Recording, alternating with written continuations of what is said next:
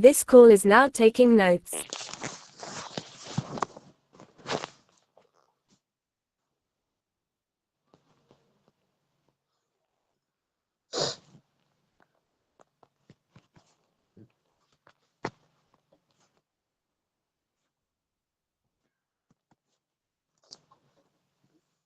I hope you guys can see my screen. I'm trying to open.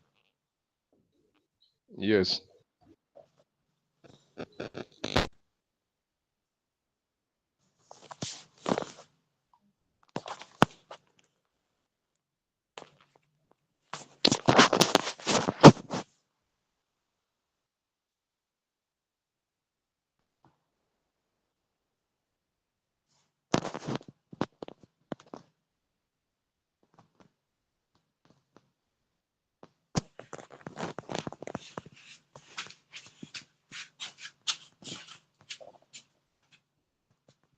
So we look at the structure of report last week. So we have dealt with this. So we have looked at this. So now, today now we are starting from writing as objectives and executive summary that scores marks. That's what we are dealing with today. So as part of the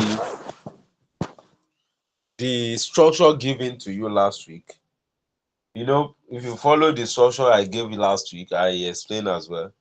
I said after your cover page is your executive summary. So after your cover page, the next is what? Your executive summary. But you must also understand that we are not just writing anyhow executive summary. Because as a matter of fact, your executive summary need to be more attractive to the person that is marking your paper.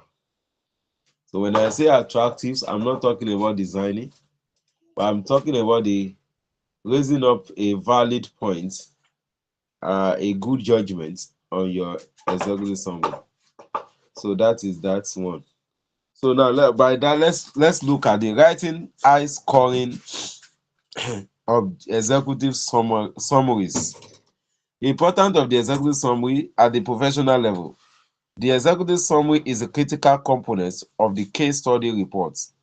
It's one of the critical components that is very important because so I used to say that just imagine somebody writing a paper and you are looking at the bonus mark of 20 and you miss it.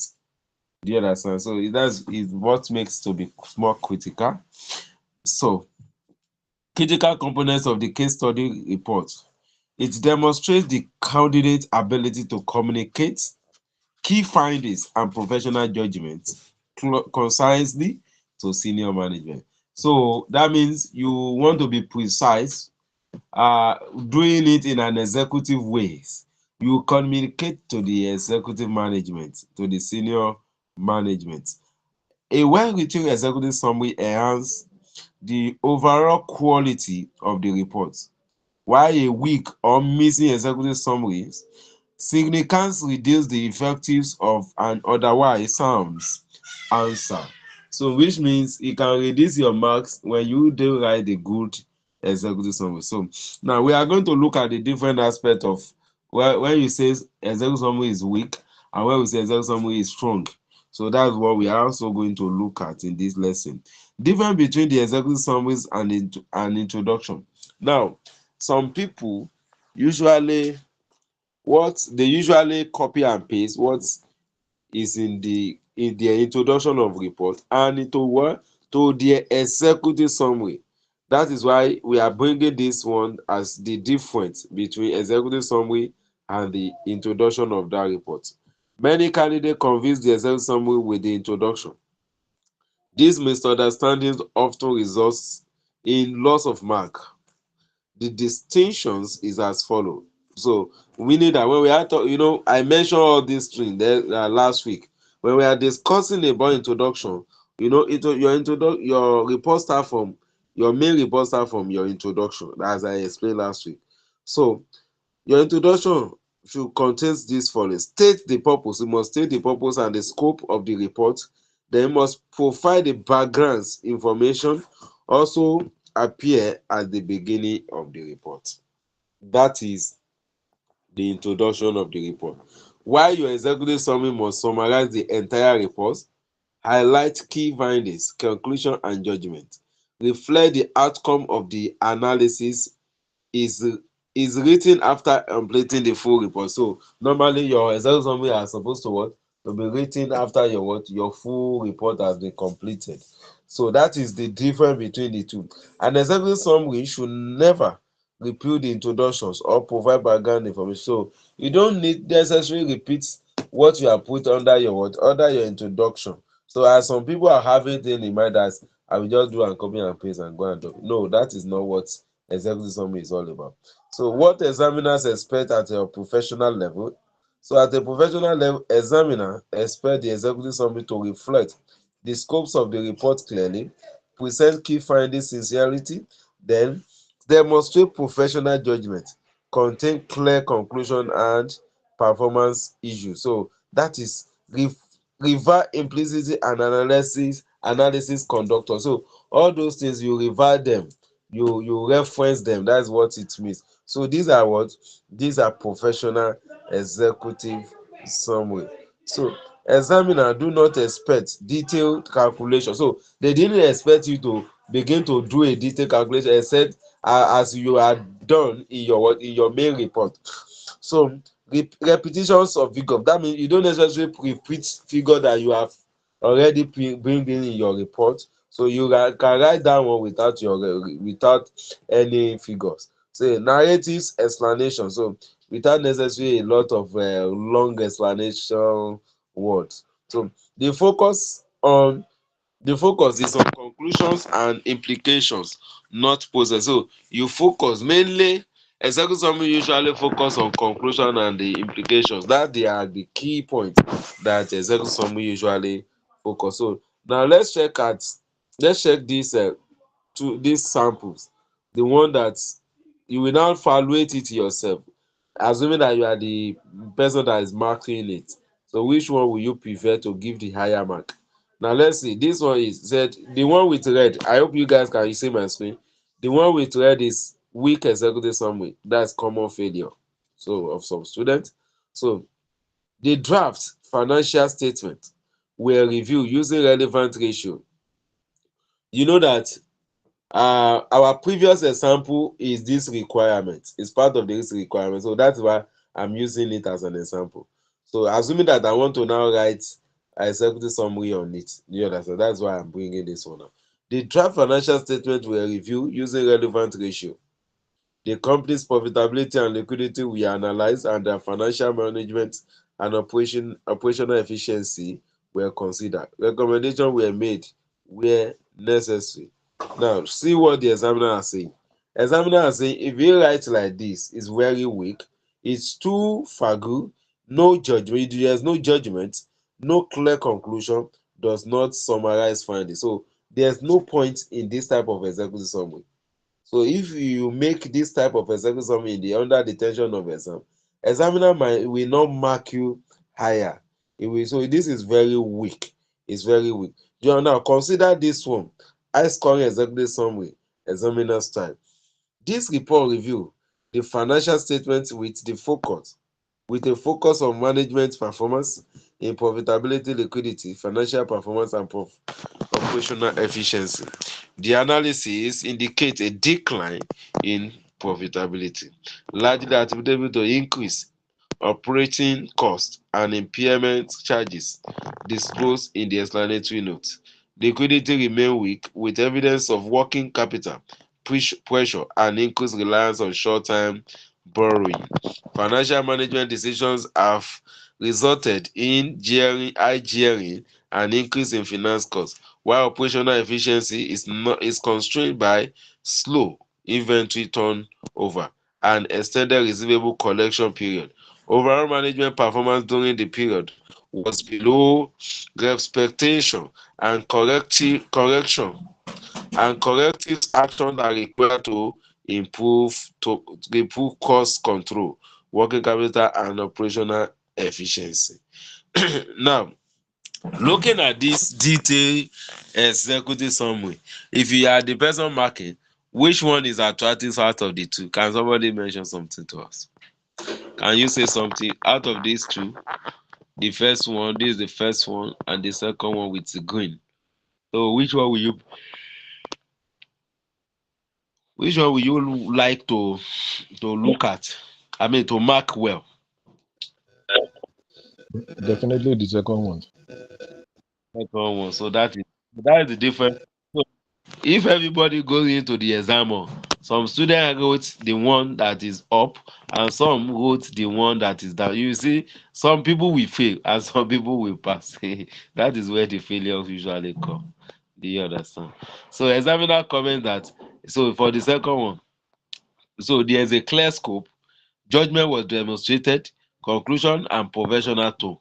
Do you understand? So all were involved in that second one. Examiner guide. Candidates are advised to write the executive summary last. Normally, executive summary is supposed to be last. Do you understand? Because after your report, you are doing the summary of that report. Ensure it reflects the entire report. Focus on conclusions rather than explanation. Maintain professional and concise tone. That means you maintain your professional tone. As a strong executive summary sets the tone for the entire report, and that's what I just mentioned earlier. Do you understand? So it sets the tone for entire report. Examiner, the person that is marking, he will be eagerly what mark your paper so that this man that's well communicated based on this. So if we want to see what you are putting in your main report, do you understand? Even though you now fumble in your main report, he will have carried away. He will have been carried away with that. I'm just joking actually. So, but irregardless of that, the first, they used to say that first approach matter. So first constant matter. So when the examiner, the marker, so approach your paper and they see something of enticement to attract them that this person can write well, so they might lose interest on that. So that is that on the writing objectives, executive summary. I hope that one is clear. Question from your hands. Ask me question, any question you want. Ask me. I'm here.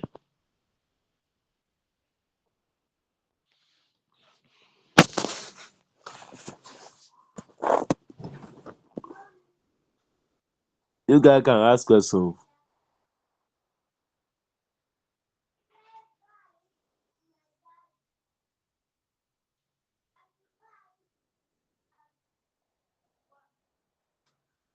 Any question?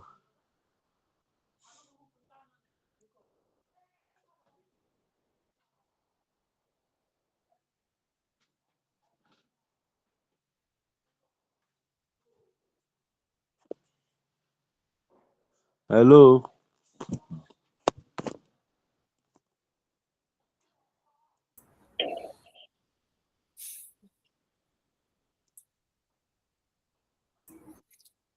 Sorry, I'm not sure there's any question. Probably we move ahead. Okay, thank you. You're welcome, sir. So let us be responding on time so that we will not keep ourselves waiting forever. I don't want an issue that we just finish everything. So because if you are raising your hand, I might not know. That's why I'm waiting to that. So I might not see your hand. So now let's move to the next one. Time management strategy for case study report writing. Now, one of the reasons why some students also fail is because of lack of time management. Some know how to manage their time effectively. Let's look at the sincerity of your report of writing case study exam. Normally, 4 hours will not be enough for you to finish the two requirements. That is the sincerity of it. Do you understand? So now you now need to now understand how can I manage my time to ensure that I'm able to write what can pass me. Do you understand? What can make me to be passed? So how can I manage that time that I will be able to write what can make me to pass that diet? That is from this, because actually you can't finish it. It's very obvious that you will see a student going into that exam within 4 hours, finishing everything. From angle of case study, I'm not talking about that subject. Angle of case study. Do you understand? So, but despite that they did not finish, some are getting 80s, some are getting 80 something, 87, even above that. Do you understand? Despite that they did not finish it. So it's because they were also able to manage their time effectively. Now, time management strategy for professional case study. The time management is a critical success factor in the ICANN professional case study examination. Many candidates fail not because of poor knowledge, but because they run out of time. You see, so some people fail because they have it's not that they don't know what they are doing, it's not that they don't know how to write a report, but they are out of time. And when you are out of time, examiner say, I mean the invigilator say 30 minutes more, and you see where you are now. So, and maybe you just started your report, you will be destabilized, you will not even be able to write anything. That is a fact. So resulting in complete answer and avoidable loss of marks. So they used to lose marks through that route. So a professional case study exam paper require candidate to analyze extensive case information, interpret multiple complex requirements, computations of appendices, writing structures of professional report. You see, that is what the report entails. Without disciplined time management, even well-prepared candidates may underperform. So when you don't manage your time very well, even no matter how preparation you are for that exam, you are not perform well. That's why we need to consider this angle very important. So now, candidates are advised to allocate specific time to reading and planning before attempting the requirement.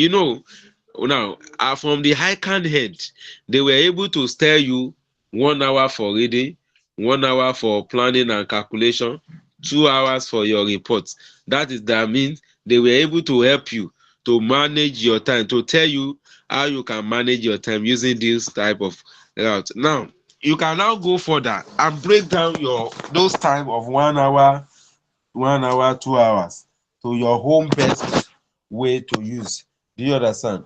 Now that's why we are bringing this, and this aspect will also majorly it will help you from other subjects. If you are writing other subjects, it will very very help you. It will help you. Now, what are we saying here is that effective reading and planning should involve reading the entire case study carefully, identify all requirements and action verbs, noting key figures and explanatory notes, planning the structure of each answer briefly. Planning should be concise and focused. Over planning wastes valuable examination time. So we are not saying that you should be designing, you should be over planning. Do you understand? At least within 5 minutes, you should be able to plan your time in that exam hall, and how you are going to structure it. You should be able to know that within that period. So candidates should allocate time to each requirement in proportion to its marks. Do you understand? Now, I have given to you that I've given to you that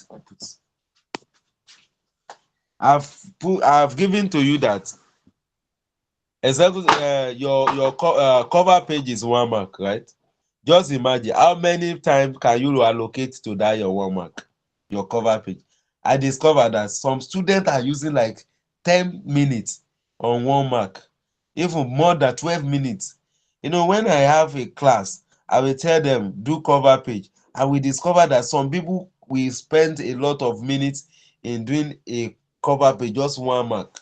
Do you understand? So these are the angle at which, when you understand how they are marking it, and what I expect is that you should be able to allocate times to those mark. So now we have mentioned that your executive summary is what is 1 mark. Then your executive summary is 20 marks. Then your cover page is 1 mark, where your both requirement 1 and 2 are 64 marks. Your appendix is 10 marks. So just imagine wasting time in the appendix that is 10 marks. You are to allocate time based on what? On the mark. So what does it mean to you? We must use more time in executive summary than appendix. I don't know whether you guys are getting me. I must use more time in executive summary than my appendix, irregardless of anything. Some people will say, oh, but calculation, now we are going to calculate a lot. Without calculation, we cannot do this. The executive summary that I did I calculate anything? Did I show up a figure there? Do you understand? So we are professional persons, so they expect a professional way from us. Examiner also know that you can't do all these things and make that particular. You can't say you want to fulfill all these things and ensure that you get that particular mark in the exam. No, it's not possible. So it's not possible. It's not possible. So now dividing total examination time by the total mark. Now it's also, that's why I said this one is also helpful for your other maybe SFM and the SBR, that maybe if you are writing those paper, it will also help you. Make sure practice those systems. Plan it. Okay, this one is 2 marks.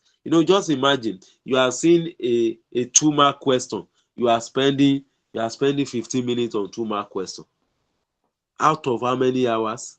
So this is the way you manage all your time, so that when you are seeing 20-mark question, that is telling you that you use more time in 20 marks question. Do you understand? So that they are meaning that they are asking for something special in that, then you must be able to think over those things and give them exact what they need.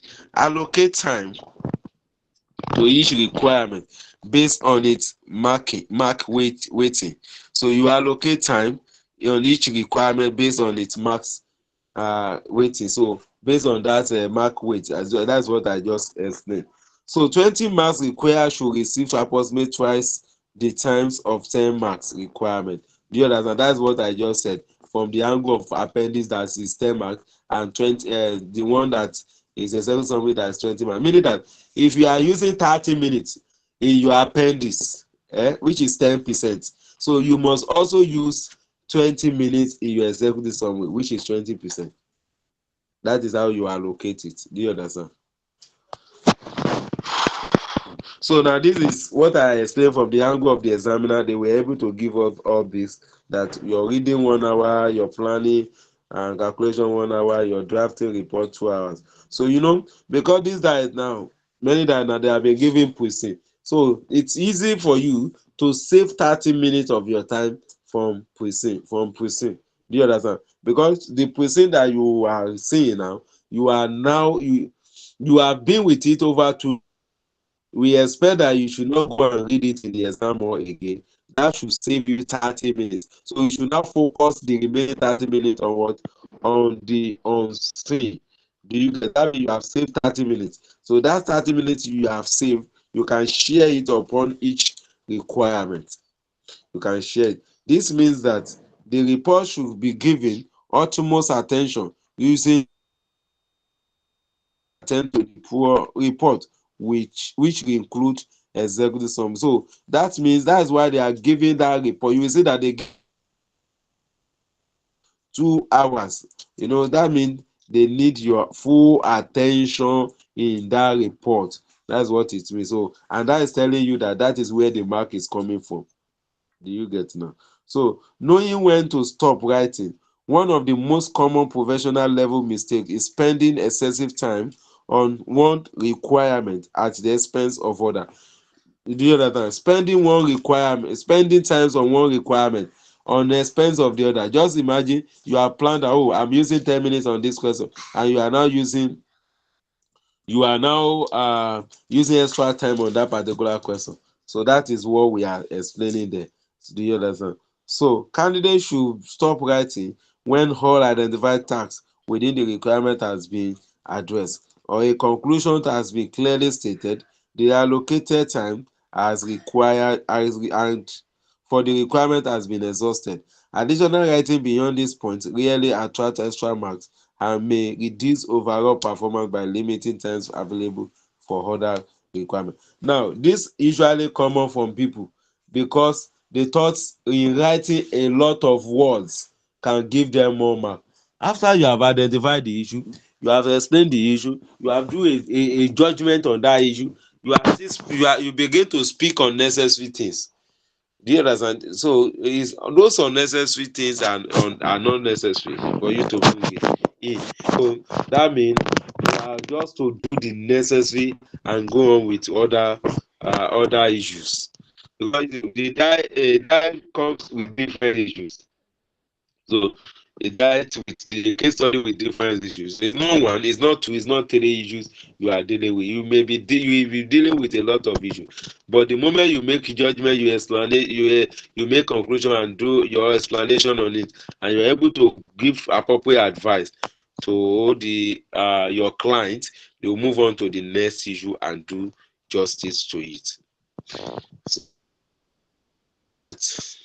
So review checklist. So you can decide to review your checklist. That means you quickly finish and what you it's not necessary you finish everything, because just imagine examiner is saying 5 minutes or 10 minutes more. What do you still want to write at that time? Some people are saying I will write a lot of it.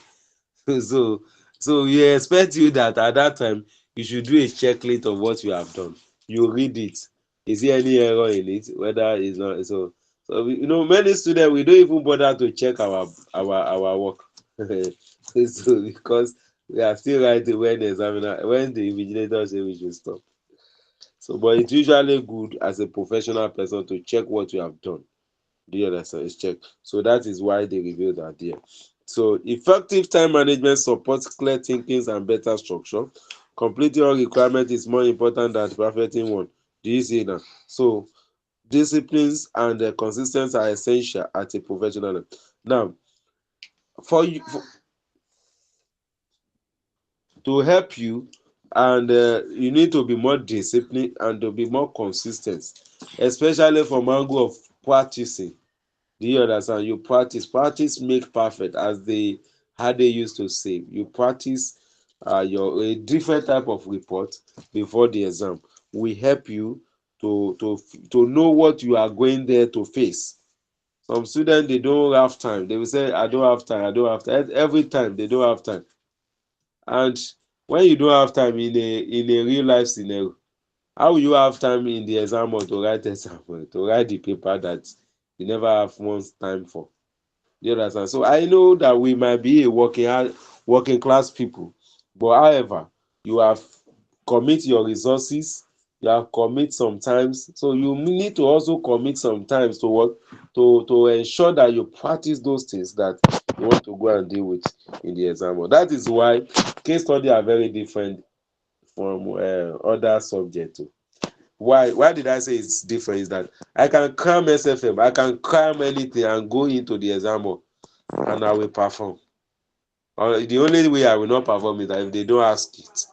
Do you understand? But case study is not, it never been like that. You must practice that that means practice means developing habit of writing.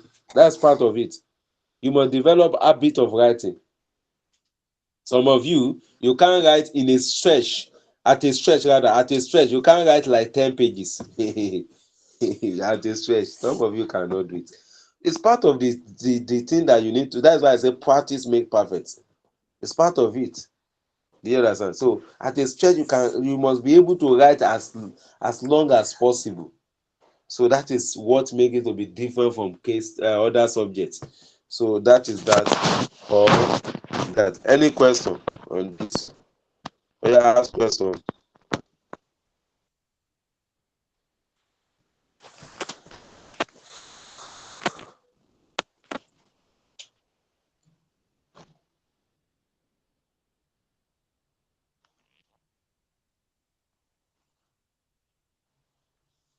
Hello, ask your question. Huh? Do I have question?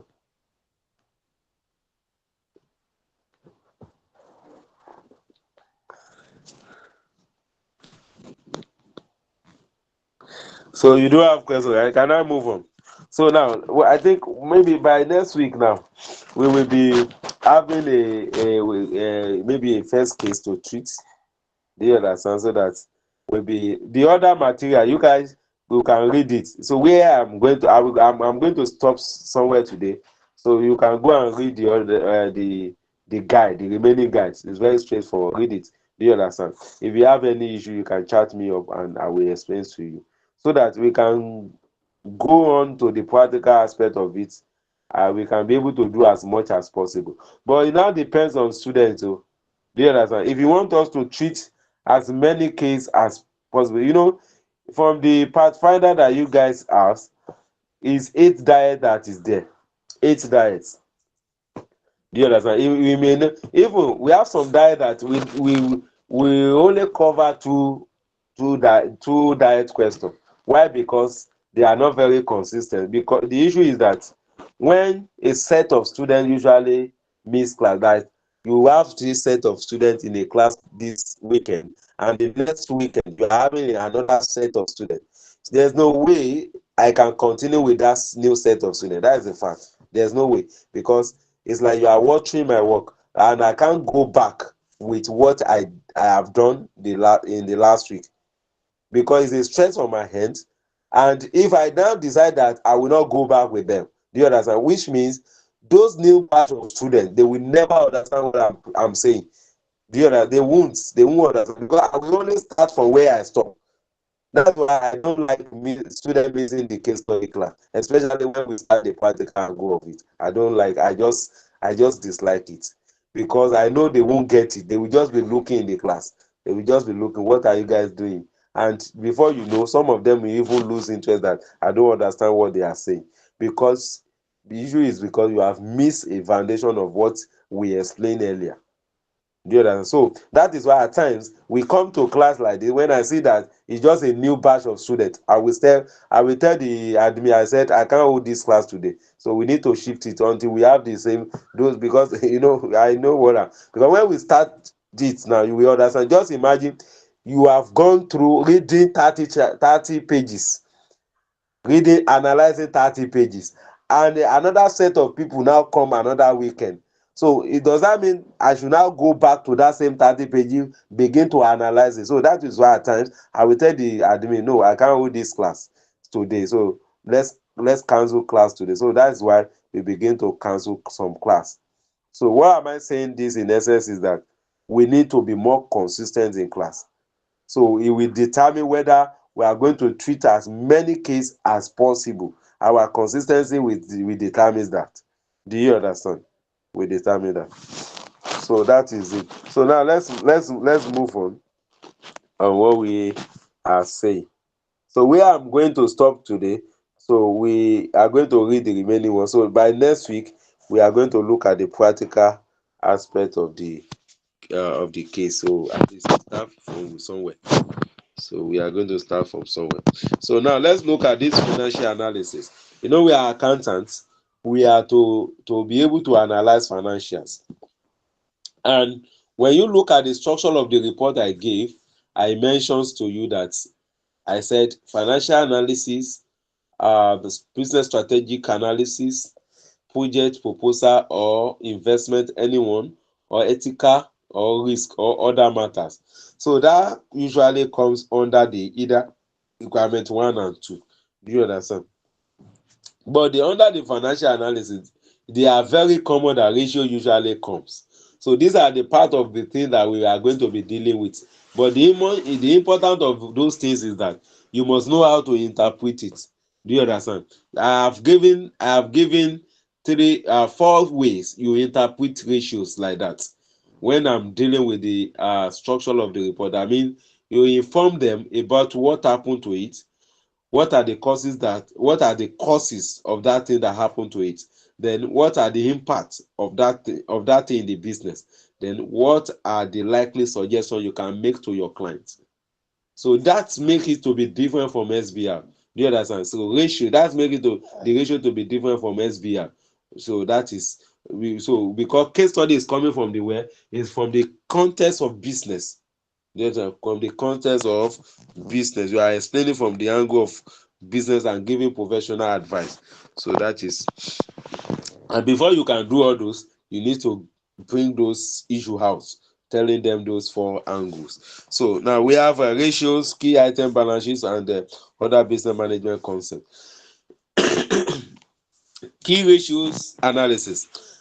The relationship between financial and non-financial statement item, usually in the form of ratios, financial ratios, to the extent that a change in such relationship can be interpreted to be an indication of change in business situation or even event at this interpretation can be informative to financial statement users.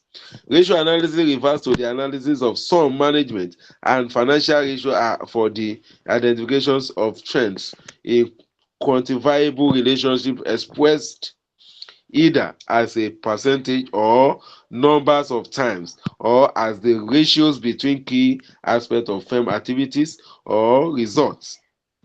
It can also be used to make intercompany comparison. The data for ratio analysis mainly obtained from either financial position or income statement. Now, what are we saying here is that it depends on the examiner request. At times, examiner could give you a benchmark system. Do you understand? That will give you a industrial average. So they will now want you to benchmark your company that you're evaluating.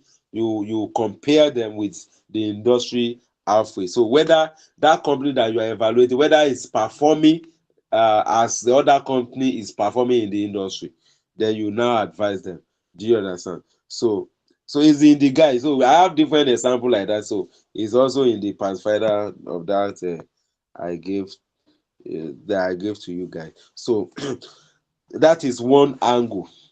Another angle is that examiner could ask you that like the one we use as an example in this guide, that's calculate profitability, liquidity, financial performance, operational efficiency. Do you understand? So that means they will tell you to calculate it to know the performance of each angles. So that is another way.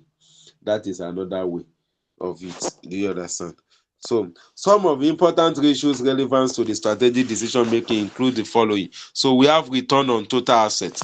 Return on total assets, the formula is a PB high T, that is a profit before interest and tax over total sales. Total assets rather, over total assets. So this measures the rate of return before interest and tax earned by the total asset used to earn the income by a company. It is used to indicate the efficiency of the firm's assets. So this angle, we usually use it to know whether the company are making use of their machinery effectively and efficiently.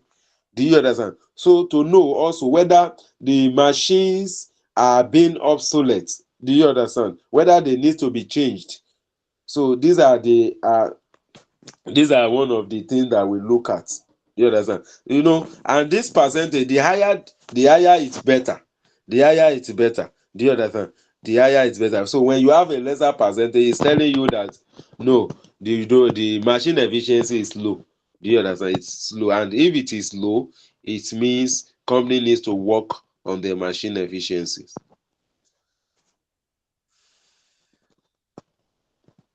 So we have also return on equity, profit after tax over equity. So it measures the absolute return of the shareholder for their investment, net worth consistent of ordinary shares, capital reserves, and the revenue reserves. So this one is telling you that the returns are close to what the shareholders on their investment. The higher, the better it is for the shareholders. So return on capital employed, these ratios indicate the efficiency of the long-term fund, both equity and loan stock available to the firm. Please note that the denominator is not equivalent of total as current liability is not including definitions of capital employed.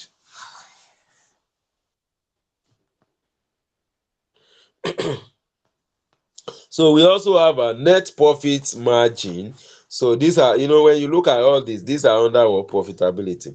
It measures how profitable a firm operates within a particular period of time. So that's what this one is measured. So part is used since what the actual deal to the business after taking all the commitment fees, all those expenses. So after you taking them away, that's when we calculate MPM. Then we have current assets, current ratio rather. Current ratio is compare firm's current assets with the current liability. So the most preferable ratio is 2:1. Do you understand? The most preferable ratio is 2:1. That means when you are able to when you calculate something that is 2 and above, you are able to, that means it's better for the company. Now we also have a GR. So the GR is talking about from the angle of loan. So that means fixed interest bearing loan. That means the loan that you are paying interest on. Loan that you are paying interest on. You know that we usually have a different type of loans. So majorly, then you are calculating on GRE ratio. You are calculating from the angle of long-time loans. Long-time loan. So over capital employed. This estimates the extent to which a firm is relying on external funds. A high ratio implies excessive cost of fund interest that will diminish returns on equity. That means this one, if you are having higher, if you are having higher on it, if you are having higher percentage, it's worse for the company. So that means let's assume that if you are having 70%, so what it means is that you are having 70% of equity of debt over 30% of equity. That's what it means. Do you understand? So that is what it means. But and also when you are looking at from this angle, you also need to consider which type of the business am I dealing with, whether it's a capital intensive business or not. We have some capital intensive business that they need to go into borrowing before the business can be successful. That's from the angle also you need to look at. So it's not that you just make a decision. You look at different angle before you make that decision. Yeah, so that those angles that you have looked into will help you to be able to have a particular judgment on it. Do you understand? So just imagine if a business is a capital intensive, so meaning that that is what usually being done in the industry. So consider oil and gas now. So oil and gas, you know that is very capital intensive, machinery, every of the operating system, so it's very high. So company will go into the borrowing so that the company can be successful. So even most of them, they go through the route of equity, a low equity system to finance all these types of business. So majorly they come from the angle of debt. Do you understand? Because also debt also have its own benefits. It has its own benefits. So then we have quick ratio. So quick ratio, the difference between quick ratio and current ratio is that inventory has been taken away from the current asset. That's the difference. So that makes it to now reduce to 1:1. That means when you are able to get one, you are good to go on quick asset or quick ratio. Do you understand? When you are able to get 1:, so you are good to go instead of getting 2:. So no, if you are getting 1 and above, you are fine. So we have any per share. So any per share profit after tax over numbers of ordinary shares issued. So this significant interest in the to investor. It measures profit attributable to ordinary shares as an indicator of firm performance. The different shares value and numbers of shares in issues for different companies make this ratio not useful tool for inter-firm comparison. So then we have any ratios and price ratios. So market price shares over any per shares. So we have administrative ratio and other one. So administration, that is the cost of administration over sales. Cost of administration over sales. And if you want to use a common size way, you just do your that means, let's say for example, now you want to calculate for cost, you say cost over revenue. You understand? You have a base. Your base will usually you always have a constant of revenue. So then over what you want to calculate. Do you understand? And that is the system of this administrative effectiveness. Do you understand? So that's the cost of administrative over sales. So if you have personnel cost or separately, or you have selling and administrative separately, just say selling and administrative cost over sales. Do you understand? So anything you want to check to know how many percentage does that particular expenses take from your revenue. That's what it means.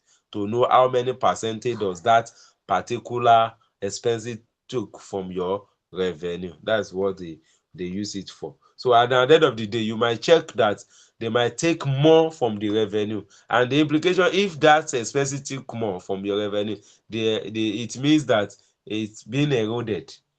There's no cost control as expected. That's what it means. So we also have some item from angle of a financial performance. So, for example, trade receivable. These are one of the key ratio that need to be calculated if we every diet from the angle of student. Because I used to mention that. Hello, hope you guys did not have questions. I did not even ask again because. Do you guys have any question? So I had a question. Okay, can I hear your question? I had a question. My question was, I used to get to take this. The way we explain, I asked some questions. I did. Yes, man. But you people don't usually ask questions. That's why I didn't bother to even ask you guys. So yeah, go on with your question now. So my question is, how are we going to explain it in the exam hall? Okay, like example now, the net profit margin. How are we going to relate it to the company? Okay, now let's look at it like this. Do you understand? Let's assume that net profit margin. Let's have 3 years now. Net profit margin. So we have year 1, year 2, year 3. So year 1, let's assume that let's assume that year 1 we have 10%, year 2 15%, year 3 20%. Do you understand? That is what we calculated at the end of the day. Now we relate it based on what is happening. Now, what is the first steps I mentioned to you when you are whether you are following me, I don't know. I said when you are analyzing any financials, there are 4 things you must tell them. Do you understand? So when you have calculated those 3 things like that, so you tell them first step. First step is that what happened to it, Abi, and then that's what you really calculate that they're asking that what happened. That means you're able to calculate that in year 1. The percentage of net profit margin is 10%, 15%, 20% in year 1, year 2, year 3, respectively. Do you understand? That is what happened, right? That is what you are telling them, the surface of what you saw. That means increase of 10%, 15%, and 20% for over the period of 3 years. That is what happened. Do you understand? I hope you are getting me. Yes, sir. Then that's we have solved one question of what happened. Then the second one is that what is the causes? Do you understand? Because there is always factor for things that happen. So what are the factors responsible for that thing? So now the factor responsible, at times they could give you those factors, at times they might not give you. If they did not give you the factors that are responsible for, you now mention that, you now say it could be as a result. It could be as a result. That means you are not sure. Do you understand? But if you have been given assurance of what happened, you now say as a result of the increase is as a result of. Do you understand now? That is, you have picked it. The increase as a result of what? Maybe reduction in the general expenses. Do you understand? That is how you have solved the second question. Then the third question is that what is the impact? So the impact is that there will be able to what? There will be able to the company will be able to have money as a reserve for the coming year. Do you understand? That is the impact to the company. Because when you have a net profit margin, it's usually transferred to reserve or retain any. Do you understand? So that is the impact in the business.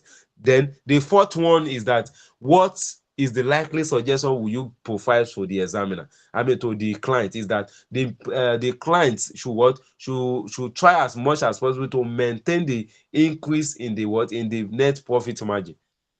That is how you treat each of the financial angles when you are writing your reports. Do you get it? Yes, sir. Okay, so any issue, so let me know so that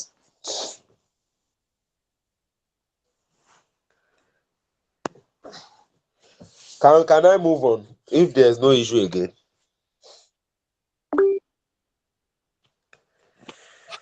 So I have another question. Oh yeah, go on.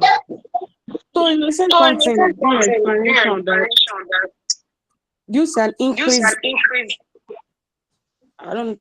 Use an increase of something. That's why the net profit margin is increasing. How are we going to know that? Is this particular thing that is affecting it? And that's what I'm saying. See, it's because you have not been analyzing financial statements. Do you understand? There are always factors responsible for anything that happen in financials figures. Do you understand? For example, if you are working in a particular organization now, and if your revenue drops from last year to this year, you will know what happened, why your revenue drops. Do you understand? It depends on the line of the business you are dealing with. You will know because you are in the system. Now, that's why I'm now saying that if the examiner did not give you a full details information, you will now use it might be. That means you are using assumption that is in that industry. But if the examiner have tell you that, oh, this is a big this is for example is last diet. We discovered that their revenue was dropping, then their cost was also increasing. Just imagine when revenue every year is dropping and your costs keep increasing.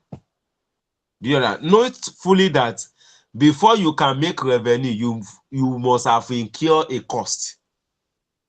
Do you understand? So you don't know whether the product that you are taking to the market will not be sold. You have already made the cost already. Do you understand? Now, in their words, they told us that this is one of the reason why they are having decline in revenue is because their products were being rejected in international market. Do you understand? So meaning that they have informed you about on the reason why they are having the revenue declines over the years. But assuming that they did not tell you now, you will only assume what is in that industry, the external factors that is in that industry that may challenge. I don't know whether you are getting my point. So that is it. So meaning that for cost to, for example, let's say from the angle of, when you have your sales minus your cost, you get gross profit, Abi. So the issue is that what the result of the gross profit margin you are going to get is a result of what the factors that happen to cost. So cost is one of the factors that makes gross profit to be the way it is. Then when you come to operating profit margin, so operating profit margin, the general expenses, the administrative expenses are responsible for operating profit margin. So when you come to the net profit margin, the impairment, taxes, finance costs are the factor responsible the way net profit will be.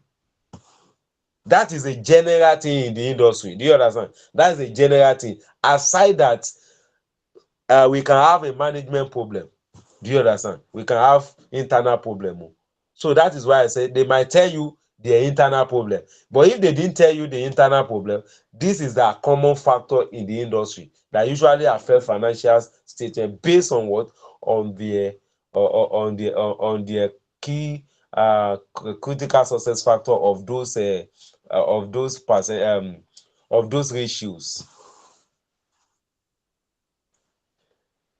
So that is it, madam. All right, sir. Thank you. Any other question?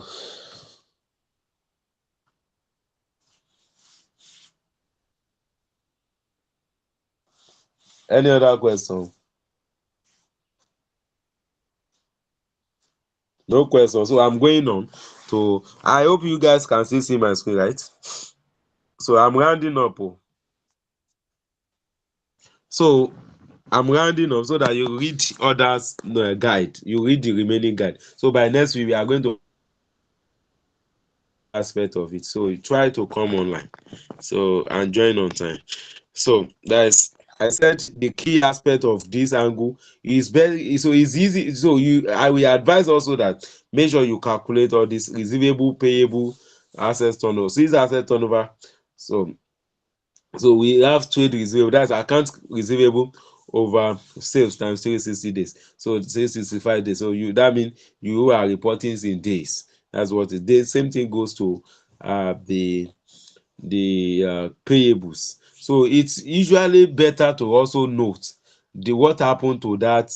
You see how many days does the company is using to calculate to recoup is money from his customer, and how many days does the company is owing his vendor. So it's usually so at times weaknesses and strengths come from this angle as well. They can come from this angle, and also inventory turnover also.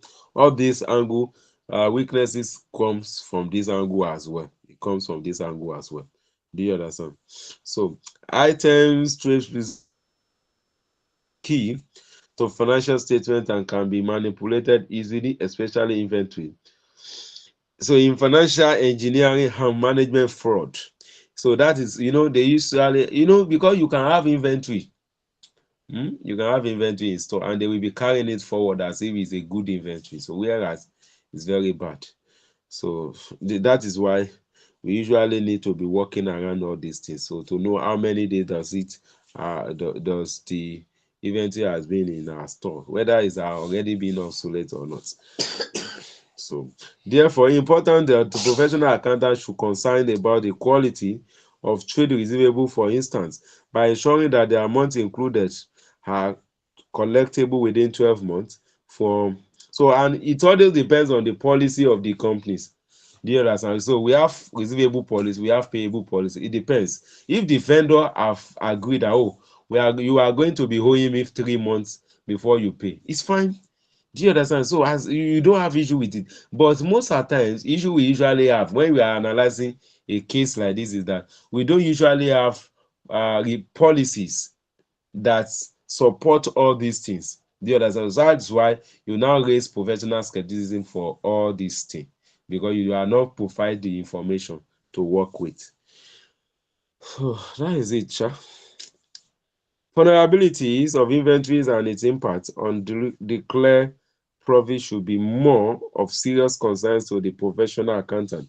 Likewise, the payables and assets turnover should be more concerns, as accounts payable will show how much owed to vendor up to date, and the high of it, the high to the risk and the companies exposed to. While assets turnover will show the level at which the industry assets being used effectively and efficiently. The higher is better for the company.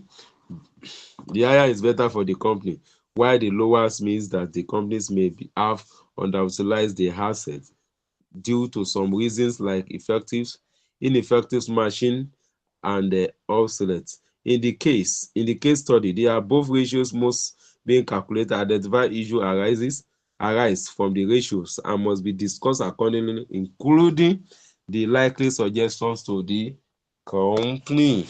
So that is that. So that's where we are stopping today. Please read the other notes, other guys. Please read it. Read it. This is it. So just read it. So there are all these models also there because examiner could decide to test model. Just have the experience of all these things. It's well explanatory. So read it, so that we can go on to the practical aspect by next week by God grace. So I don't want to burden ourselves with all this reading, but you can read it on your own. If you have any challenge, you can come into the class and ask your question, or you drop your question in the group. So that is that. If you are not having question again tonight.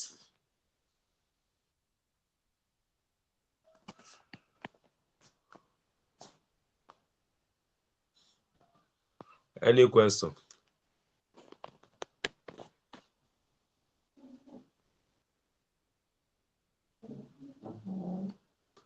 Hello, any question? Are we good to go?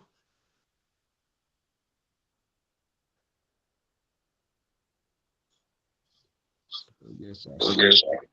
So we are good to go. Some people say we are good to go. So okay, so go through what we have done.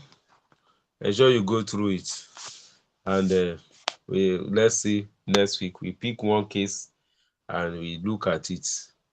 How we can be looking at it in the exam, and so it's usually been interesting actually. So just make sure you come on. You are around next week. Just ensure you are around and join on time. So that's one of the points again. I'm saying, Mr. Gbenga, well done. I know they see you for physical class. Okay, you prepare online. Well done. No wahala. So if there's no other concerns, I think we are good to go tonight. So thank you for coming. Thank you for attending class. Thank you, sir. So Mr. Thank you, Leke, sir. Thank you, sir. Hello, sir. Sorry, I'll try to unmute. Okay, well done. Yeah. I said you don't need to Yeah, come to physical class. I'll come on Sunday. Next week, I mean. Next week, okay. No wahala. Well I done. actually went today. Okay, no wahala. Well done. Thank you, sir. Bye bye. Okay, bye. Okay, thank you, sir. Thank you. Bye bye. Bye. Bye, sir.